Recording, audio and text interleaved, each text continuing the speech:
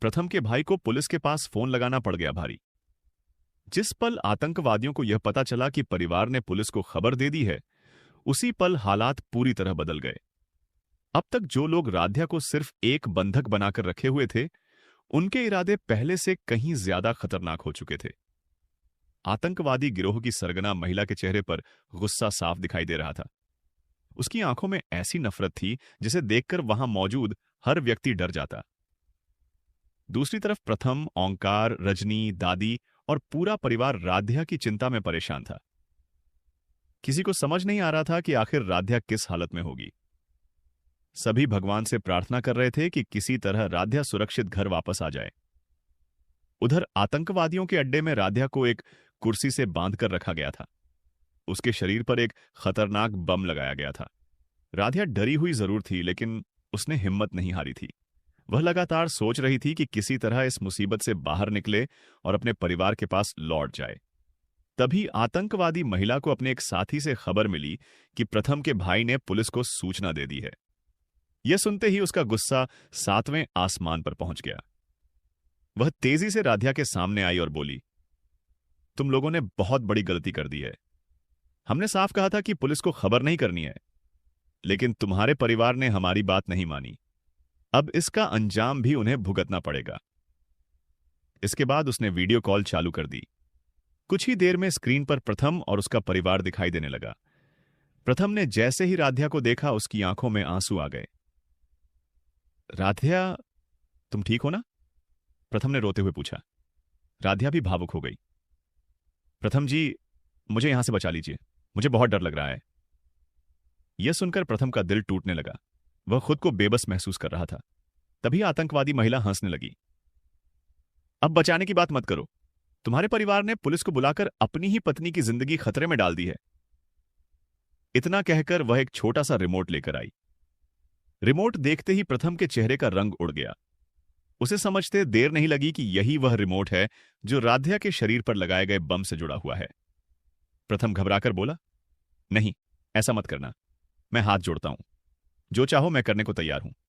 बस राध्या को छोड़ दो। लेकिन आतंकवादी महिला के चेहरे पर कोई दया नहीं थी। वह बोली, अब बहुत देर हो चुकी है। प्रथम बार बार उसे समझाने की कोशिश कर रहा था। कृपया ऐसा मत कीजिए। मेरी पत्नी का क्या कसूर है? महिला ने क्रूर हंसी हंसते हुए कहा, कसूर सिर्फ इतना है कि वह तुम्हारी पत्नी है। राध्या की आंखों से लगातार आंसू बह रहे थे। उसे लग रहा था कि शायद आज उसकी जिंदगी का आखिरी दिन है। फिर भी उसने हिम्मत करके प्रथम से कहा, प्रथम जी, अगर मुझे कुछ हो जाए तो आप टूटिएगा मत। मां जी, दादी और पूरे परिवार का ध्यान रखिएगा। यह सुनते ही प्रथम जोर जोर से रोने लगा। नहीं राध्या, तुम्हें कुछ नहीं होगा, मैं तुम्हें बचा लूंगा। लेकिन आतंकवादी महिला ने उसकी एक भी बात नहीं सुनी। वह बोली, अब तुम्हें अपनी पत्नी का आखिरी दृश्य देखने के लिए तैयार हो जाना चाहिए। यह कहकर उसने रिमोट को ऊपर उठाया। प्रथम चिल्लाया, नहीं। रजनी रोते हुए जमीन पर बैठ गई। दादी भगवान का नाम जपने लगी। ओंकार भी पूरी तरह घबरा गया। सभी की सांसें थम गईं। अगले ही पल आतंकवादी महिला ने रिमोट का बटन दबा दिया। एक जोरदार धमाका हुआ। पूरा इलाका हिल गया। चारों तरफ आग की लपटें उठने लगीं। दीवारें टूटकर गिरने लगीं। धुएं का घना गुब्बार पूरे अड्डे में फैल गया। वीडियो कॉल अचानक बंद हो गई। स्क्रीन काली पड़ गई। एक पल के लिए ऐसा लगा जैसे सब कुछ खत्म हो गया हो। प्रथम वहीं जमीन पर बैठ गया। उसकी आंखों से लगातार आंसू बह रहे थे। उसे विश्वास ही नहीं हो रहा था कि अभी अभी उसकी आंखों के सामने इतना बड़ा हादसा हो गया। रजनी जोर जोर से रोने लगी। मेरी बहू, मेरी बच्ची। दादी भी फूट फूट कर रो रही थी। पूरा परिवार सदमे में था। लेकिन प्रथम ने हार नहीं मानी। उसने फैसला किया कि वह खुद उस जगह पर जाएगा और सच्चाई का पता लगाएगा। पुलिस की टीम भी तुरंत सक्रिय हो गई। सभी लोग आतंकवादियों के ठिकाने की तरफ निकल पड़े। रास्ते भर प्रथम भगवान से प्रार्थना करता रहा। वह बार बार यही कह रहा था कि शायद कोई चमत्कार हो जाए। कुछ घंटों बाद वे लोग उस इलाके में पहुंचे जहां धमाका हुआ था। वहां का नजारा बेहद भयानक था। चारों तरफ मलबा फैला हुआ था। जली हुई चीजों की गंध पूरे वातावरण में मौजूद थी। दीवारों के टुकड़े दूर दूर तक बिखरे हुए थे। पुलिस के जवान हर कोने की तलाशी लेने लगे। प्रथम भी पागलों की तरह राध्या को ढूंढ रहा था। वह बार बार उसका नाम पुकार रहा था, राध्या, राध्या। लेकिन कहीं से कोई जवाब नहीं आया। समय बीतता जा रहा था। उम्मीद धीरे धीरे खत्म होने लगी। तभी मलबे के पास एक जगह लोगों की नजर गई। वहां किसी महिला का शरीर पड़ा हुआ दिखाई दिया। प्रथम का दिल जोर जोर से धड़कने लगा। वह भागता हुआ वहां पहुंचा। जैसे ही उसने देखा, उसकी आंखों से आंसुओं की धारा बह निकली। उसे लगा कि वह राध्या है। प्रथम कांपते हुए उसके पास बैठ गया। उसने उस शरीर को अपनी बाहों में उठा लिया। उसकी हालत देखकर वहां मौजूद हर व्यक्ति की आंखें नम हो गईं। प्रथम लगातार रोता जा रहा था। उसे लग रहा था कि उसकी दुनिया उजड़ गई है। वह बार बार कह रहा था, तुम मुझे छोड़कर नहीं जा सकती राध्या। मैंने तुमसे साथ जीने मरने का वादा किया था। ओंकार भी रोने लगा। रजनी और दादी की हालत भी खराब हो चुकी थी। पूरा माहौल दुख से भर गया था।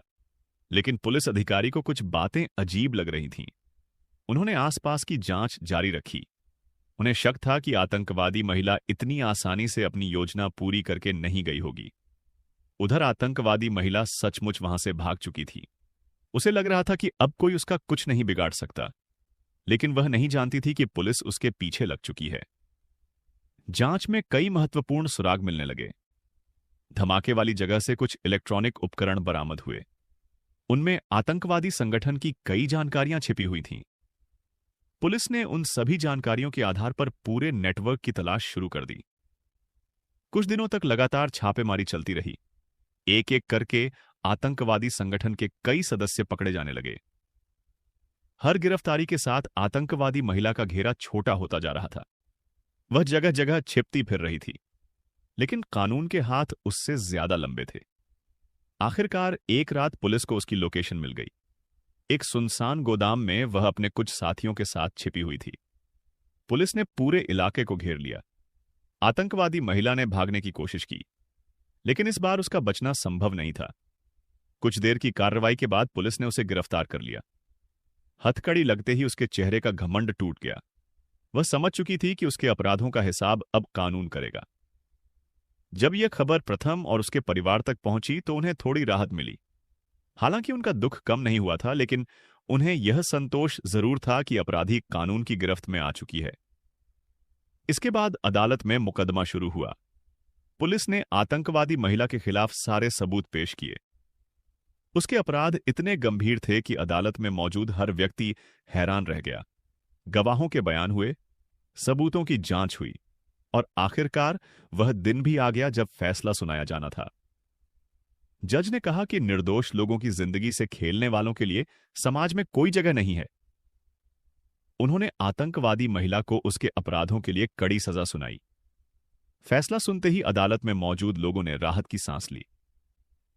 प्रथम की आंखों में आंसू थे। उसे राध्या की याद आ रही थी।